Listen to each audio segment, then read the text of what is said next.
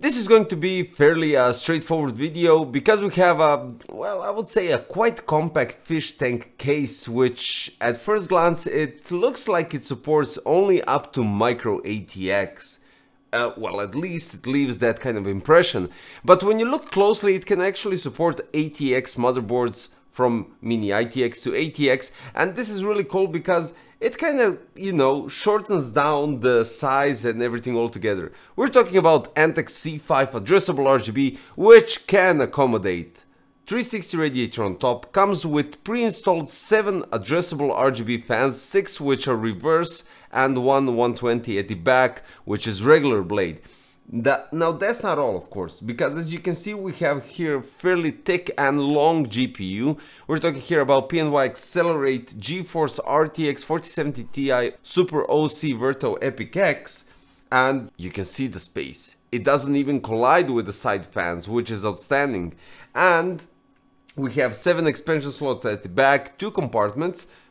At the back we have a possibility to mount power supply, and the cool thing is the front tempered glass, it's 270, and the tempered glass is cut by 45 degrees, so it kind of gives you that perfect blend because you don't have a pole here sticking out, and it kind of has that seamless view, which is outstanding. Now, as I stated, it comes with pre-installed loads of fans, right? And you have loads of addressable RGB cables and PWM, and somebody really needs to do the cable management either for you or prior inside the factory or anything similar to that. But the good thing is that you get addressable RGB and PWM controller at the back. The only thing that you need to connect is SATA power, one addressable RGB header directly to your motherboard, and one PWM header directly to your motherboard to control the lights and to control the speeds. Now you can control the lights directly through your motherboard software, or you can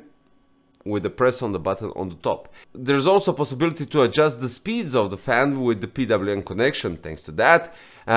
All together at once through BIOS. This is outstanding. Now, since I mentioned the LED button on top, we have a power on button, we have an LED, we have 2 USB 3.0, we have 2 3.5mm jacks, and we have USB Type-C. What I can say is, at the back there's a mess of cables because of loads of addressable RGB fans, and specifically if you add the ANTEC Vortex 360, you're going to add 6 more cables just from the fans and 2 additional cables for the pump, PWM and addressable RGB.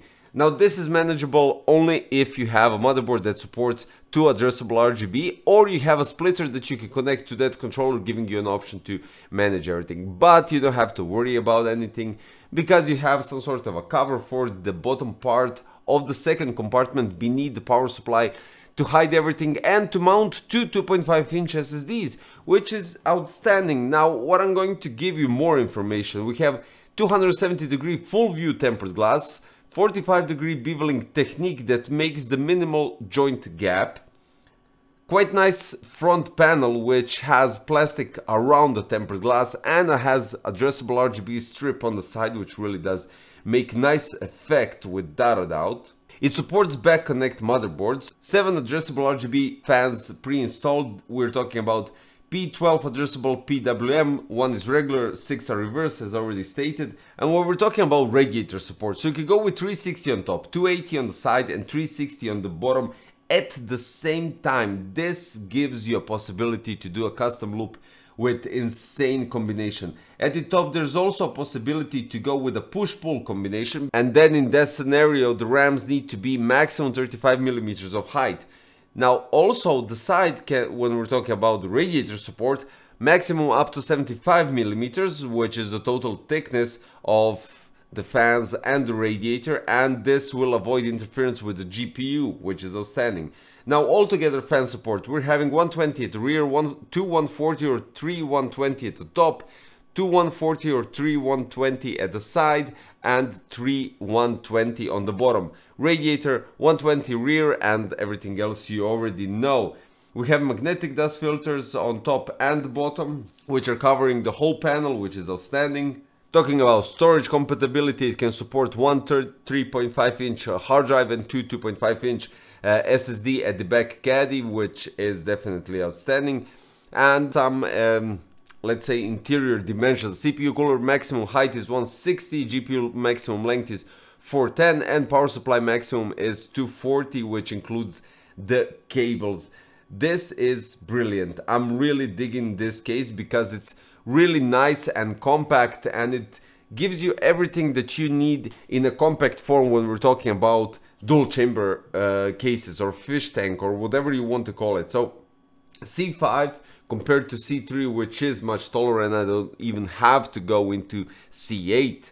But this is something that if you want to have, well, basically if you want to remove the power supply to the second compartment and you want to have only these components visible, and you don't want to go with too much space on your desk, this is the case. Now, AIDA64 Extreme Edition, 91 degrees Celsius on the processor. We're talking about AMD Ryzen 9 7900X3D on B650 Carbon Wi-Fi. I also paired it up with the limited edition Kingston Fury Renegade DDR5 RGB. And the clock speed is 4875 MHz, and the GPU, which is PNY Accelerate GeForce RTX 4070 Ti Super OC Verto Epic X. Oh wow, this is long. 62 degrees. Now when we go to Cinebench, the thermals go from 87 to 90 degrees. It really does vary a lot, but the clock speed don't. They go from 4925 to 4950, and the average in Cinebench score, I would say somewhere around 26,180. It does surpass 200s, which is quite solid, I would say, for this AIO and this case. But the cool thing is the GPU is 62, and in the past benchmarks that I did with this GPU, it goes 60, 61, and I would even accept 62 because the 4080 goes 66, 67, eventually maybe 68, but that's a rare occasion. Maybe I witnessed it once and that's it.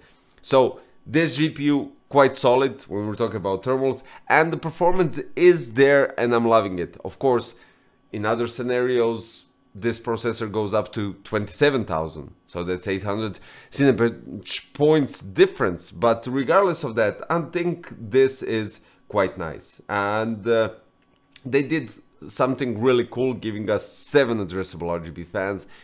Really nice view when we're talking about tempered glass and the visibility inside. Dual compartment, loads of space for the cables, even though you do have to initially reorganize everything because rerouting the cables, the bottom and the side ones from the fans, aren't that perfect, I would say. Not good, aren't that perfect. So just a couple of cables, rerouting, that's it, and eventually tying them up at the back, which will give you quite nice organization inside. I do have to say one more thing when we're talking about ANTEC products.